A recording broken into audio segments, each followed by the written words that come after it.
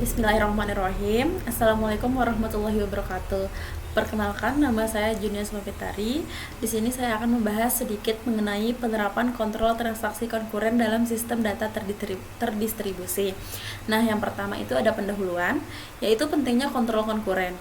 Pengendalian transaksi konkuren sangat penting dalam sistem basis data terdistribusi modern untuk menjaga konsistensi dan integritas data.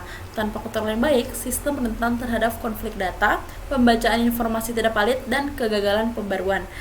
Selanjutnya ada tantangan eksekusi konkuren. Yang pertama ada phantom read, yaitu transaksi membaca data yang dimodifikasi atau ditambahkan oleh transaksi lain.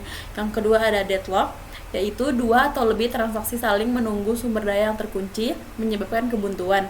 Yang ketiga ada starvation, yaitu transaksi terus tertunda karena selalu didahului oleh transaksi lain. Selanjutnya ada metode kontrol konkuren. Metode yang pertama ada two-phase looking. Two-phase looking yaitu membagi transaksi menjadi dua phase. Yang pertama ada growing phase. Growing phase yaitu memperoleh kunci. Dan yang kedua ada shrinking phase yaitu melepas kunci. Ini menjamin serializability namun berpotensi deadlock.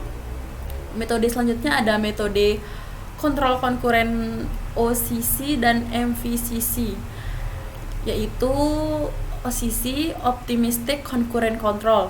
Asumsi konflik jarang terjadi, transaksi membaca atau menulis tanpa kunci, validasi di akhir, efektif untuk sistem baca tinggi. Selanjutnya ada MVCC, yaitu Multi Version Concurrent Control, menyimpan beberapa versi data, transaksi melihat snapshot data saat dimulai, berguna untuk sistem audit dan finansial.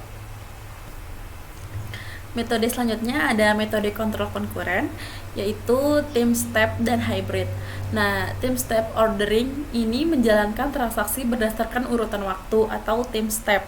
Operasi diizinkan jika tidak melanggar urutan dan rawan pembatalan tinggi. Yang kedua ada hybrid methods, yaitu menggunakan OCC dan 2PL dan MVCC. Sistem memilih teknik dinamis berdasarkan beban kerja, fleksibel dan adaptif untuk sistem cloud native.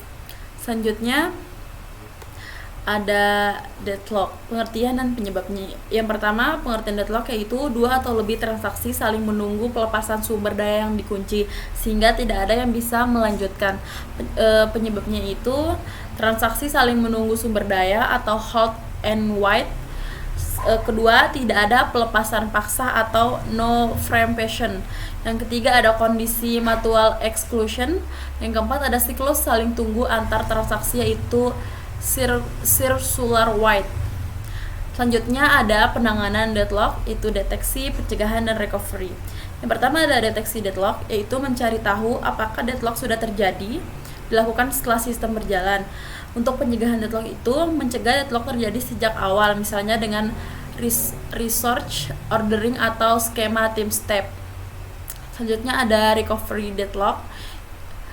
Di recovery deadlock itu mengembalikan sistem ke keadaan normal setelah deadlock terdeteksi dengan membatalkan transaksi yang terlibat. Baik, tibalah kita di slide terakhir, yaitu ada kesimpulan.